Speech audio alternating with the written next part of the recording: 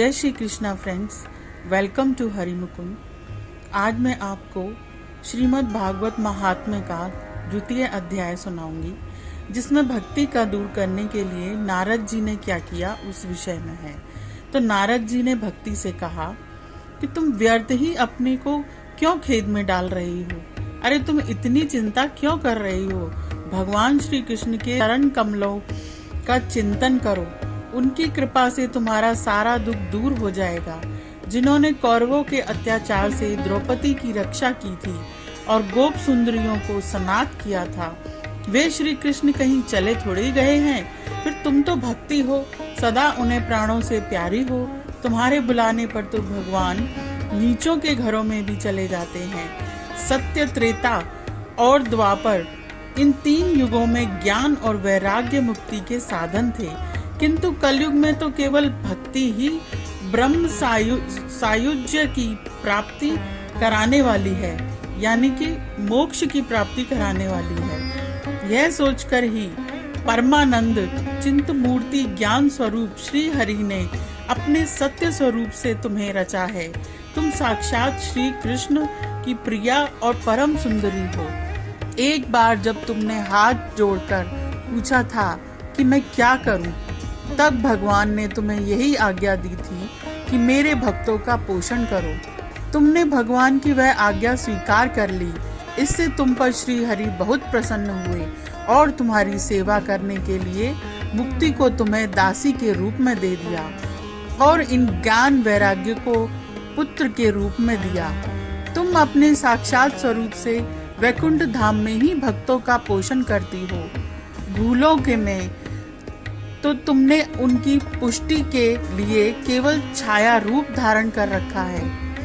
तब तुम मुक्ति, ज्ञान और वैराग्य को साथ लिए पृथ्वी तल पर आई और सत्य युग से द्वापर पर्यंत बड़े आनंद से रही। कलयुग में तुम्हारी दासी मुक्ति पाखंड रूप रोग से पीड़ित होकर क्षीण होने लगी थी, इसलिए वह तो तुरंत ही तुम्हारी आज्ञा से वैकुंठ लोक को चली गई।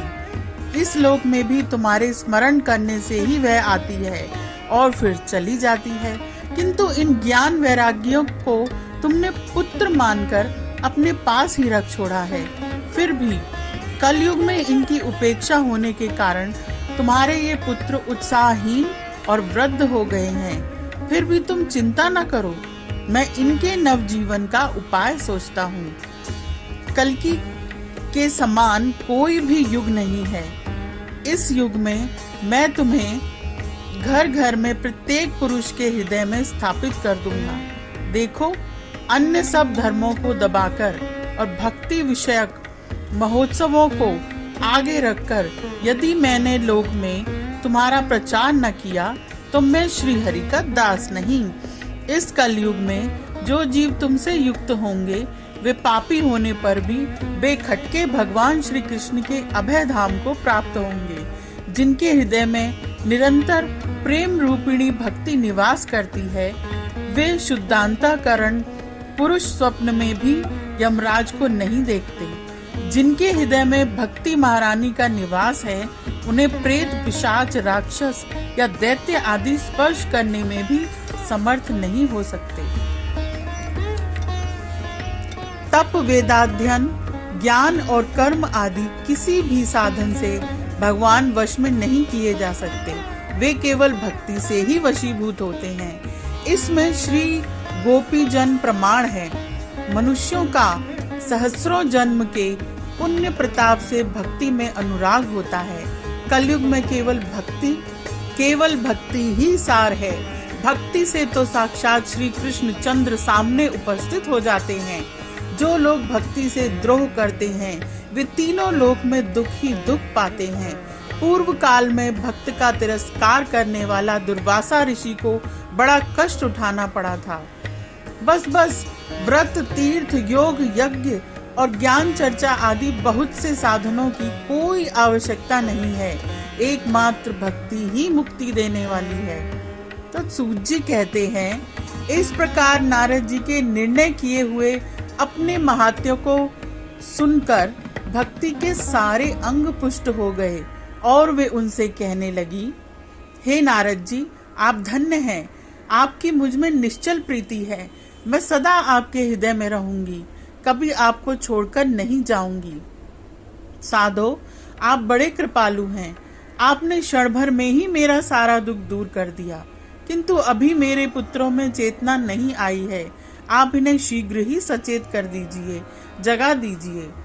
सूत जी कहते हैं, भक्ति के ये वचन सुनकर नारद जी को बड़ी करुणा आई और वे उन्हें हाथ से हिला डुलाकर जगाने लगे। फिर उनके कान के पास मुंह लाकर जोर से कहा, ओ ज्ञान, जल्दी जग पड़ो। ओ वैराग्य, जल्दी जग पड़ो। फिर उन्होंने वेद ध्वनि, वेदांत घोष और बार बार गीता पाठ करके उन्हें जगाया। इससे वे जैसे तैसे बहुत जोर लगाकर उठे, किंतु आलस्य के कारण वे दोनों जम्भाई लेते रहे, नेत्र उघाड़कर देख भी नहीं सके। उनके बाल बगुलों की तरह सफेद हो गए थे। उनके अंग प्राय सूखे काठ के समान निस्तेज और कठोर हो गए थे। इस प्रकार भूख प्यास के मारे अत्यंत दुर्बल होने के कारण उन्हें फिर सोते देख नारद जी को बड़ी चिंता हुई और वे सोचने लगे, अब मुझे क्या करना चाहिए। इनकी यह नींद और इससे भी बढ़कर इनकी वृद्धावस्था कैसे दूर हो। शौनक जी इस प्रकार चिंता करते करते वे भगवान का स्मरण करने लगे। उसी समय यह आकाशवाणी हुई कि मुने, खेद मत करो, तुम्हारा यह उद्योग निस्संदेह सफल होगा। देवर्षे, इसके लिए तुम एक सत्कर्म करो, वह कर्म तुम्हें संत शिरोमणि महानुभाव बताएंगे। उस सत्कर्म का अनुष्ठान करते ही क्षण भर में इनकी नींद और वृद्धावस्था चली जाएगी तथा सर्वत्र भक्ति का प्रसार होगा। यह आकाशवाणी वहां सभी को साफ साफ सुनाई दी। इससे नारद जी को बड़ा विस्मय हुआ और वे कहने लगे, मुझे तो इसका कुछ आशय समझ में नहीं आया। तब नारद जी बोले, इस आकाशवाणी ने भी गुप्त रूप में ही बात कही है। यह नहीं बताया कि वह कौन सा साधन किया जाए जिससे इनका कार्य सिद्ध हो। वे संत न जाने कहाँ मिलेंगे और किस प्रकार उन साधनों को बताएंगे। अब आकाशवाणी जो कुछ कहा उसके अनुसार मुझे क्या करना चाहिए। तो सूत जी कहते हैं, शौनक जी, तब ज्ञान वैराग्य दोनों को वहीं छोड़कर नारद मुनि वहां से चल पड़े और प्रत्येक तीर्थ में जाकर मार्ग में मिलने वाले मुनीश्वरों से वे साधन पूछने लगे।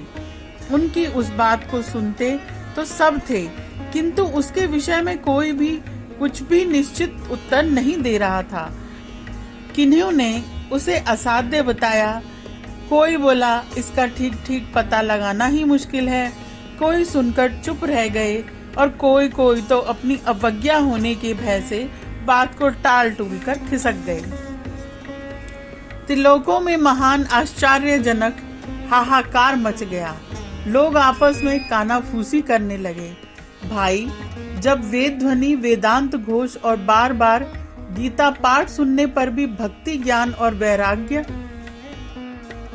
ये तीनों नहीं जगाए जा सके, तब और कोई उपाय नहीं है। स्वयं योगीराज नारद को भी जिसका ज्ञान नहीं है, उसे दूसरे संसारी लोग कैसे बता सकते हैं। इस प्रकार जिन जिन ऋषियों से इसके विषय में पूछा गया, उन्होंने निर्णय करके यही कहा कि यह बात दुसाध्य ही है। तब नारद जी बहुत चिंतातुर हुए और बद्री वन में आए। ज्ञान वैराग्यकों को जगाने के लिए वहां उन्होंने यह निश्चय किया कि मैं तप करूंगा। इसी समय उन्हें अपने सामने करोड़ों सूर्यों के समान तेजस्वी सनकादि मुनीश्वर दिखाई दिए। उन्हें देखकर वे मुनि श्रेष्ठ कहने लगे।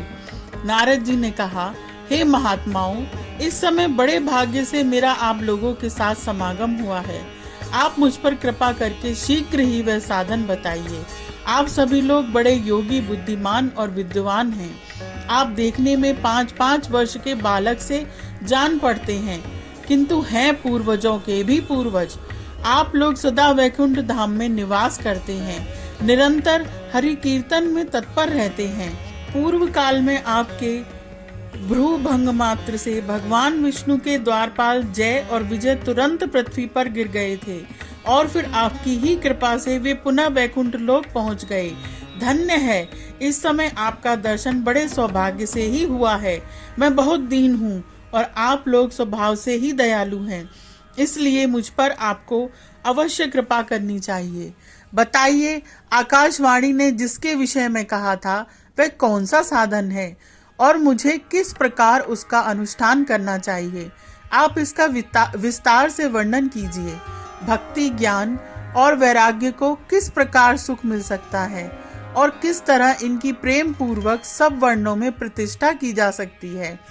सनकादि ने कहा, देवर्षे, आप चिंता न करें, मन में प्रसन्न हो। उनके उद्धार का एक सरल उपाय पहले से ही विद्यमान है। नारद जी, आप धन्य हैं, आप विरक्तों के शिरोमणि हैं, श्री कृष्ण दासों के शाश्वत पथ प्रदर्शक एवं भक्ति योग के भास्कर हैं। आप भक्ति के लिए जो उद्योग कर रहे हैं, यह आपके लिए कोई आश्चर्य की बात नहीं समझनी चाहिए। भगवान के भक्त के लिए तो भक्ति की सम्यक स्थापना करना सदा उचित ही है। ऋषियों ने संसार में अनेकों मार्ग प्रकट किए हैं, किंतु वे सभी कष्ट साध्य हैं और परिणाम में प्रायः स्वर्ग की ही प्राप्ति करने वाले हैं। अभी तक भगवान की प्राप्ति करने वाला मार्ग तो गुप्त ही रहा है। उसको उपदेश करने वाला पुरुष प्रायः भाग्य से ही मिलता है। आपको आकाशवाणी ने जिस सत्कर्मा संकेत किया है उसे हम बतलाते हैं। आप प्रसन्न और समाहित होकर सुनिए। नारद जी, द्रव्य यज्ञ, तपो यज्ञ, योग यज्ञ और स्वाध्याय स्वरूप ज्ञान यज्ञ, ये सब तो स्वर्गादि की प्राप्ति करने वाले कर्म की ही ओर संकेत करते हैं। पंडितों ने ज्ञान यज्ञ को ही सत्कर्म का सूचक माना है। वह श्रीमद् भागवत का पारायण है, जिसका गान शुकादि महानुभावों ने किया है। उसके शब्द सुनने से ही भक्ति, ज्ञान और वैराग्य को बड़ा बल मिलेगा। इससे ज्ञान वैराग्य का कष्ट मिट जाएगा और भक्ति को आनंद मिलेगा। सिंह की गर्जना सुनकर जैसे भेड़िए भाग जाते हैं, उसी प्रकार श्रीमद् भागवत की ध्वनि से कलयुग के सारे दोष नष्ट हो जाते हैं। तब प्रेम से प्रवाहित करने वाली भक्ति, ज्ञान और वैराग्य को साथ लेकर प्रत्येक घर और व्यक्ति के हृदय में क्रीड़ा करेगी। नारद जी ने कहा, मैंने वेद वेदांत की ध्वनि और गीता पाठ करके उन्हें बहुत जगाया, किंतु फिर भी भक्ति, ज्ञान और वैराग्य ये तीनों नहीं जगे। ऐसी स्थिति में श्रीमद् भागवत सुनाने से वे कैसे जागेंगे? क्योंकि उस कथा के प्रत्येक श्लोक और प्रत्येक पद में भी वेदों का ही सारांश है। आप लोग शरणागत वत्सल हैं तथा आपका दर्शन कभी व्यर्थ नहीं होता, इसलिए मेरा यह संदेह दूर कर दीजिए। इस कार्य में विलंब न कीजिए। सनकादि ने कहा, श्रीमद् भागवत की कथा वेद और उपनिषदों के सार से बनी है, इसलिए उनसे अलग उनकी फल रूपा होने के कारण वह बड़ी उत्तम जान पड़ती है। जिस प्रकार रस वृक्ष की जड़ से लेकर शाखाग्र पर्यंत रहता है, किंतु इस स्थिति में उसका आस्वादन नहीं किया जा सकता, वहीं जब अलग होकर फल के रूप में आ जाता है, तब संसार में सभी को प्रिय लगने लगता है। दूध में घी रहता ही है, किंतु उस समय उसका अलग स्वाद नहीं मिलता। वहीं जब उससे अलग हो जाता है, तब देवताओं के लिए भी स्वादवर्धक हो जाता है। खांड ईख के ओर छोर और बीच में भी व्याप्त रहती है, तथापि अलग होने पर उसकी कुछ और ही मिठास होती है। ऐसी ही यह भागवत की कथा है। यह भागवत पुराण वेदों के समान है। श्री व्यास देव ने इसे भक्ति, ज्ञान और वैराग्य की स्थापना के लिए प्रकाशित किया है। पूर्व काल में जिस समय वेद वेदांत के पारगामी और गीता की भी रचना करने वाले भगवान व्यास देव खिन्न होकर अज्ञान समुद्र में गोते खा रहे थे, उस समय आपने ही उन्हें 4 श्लोकों में इसका उपदेश किया था। उसे सुनते ही उनकी सारी चिंता दूर हो गई थी। फिर इसमें आपको आश्चर्य क्यों हो रहा है?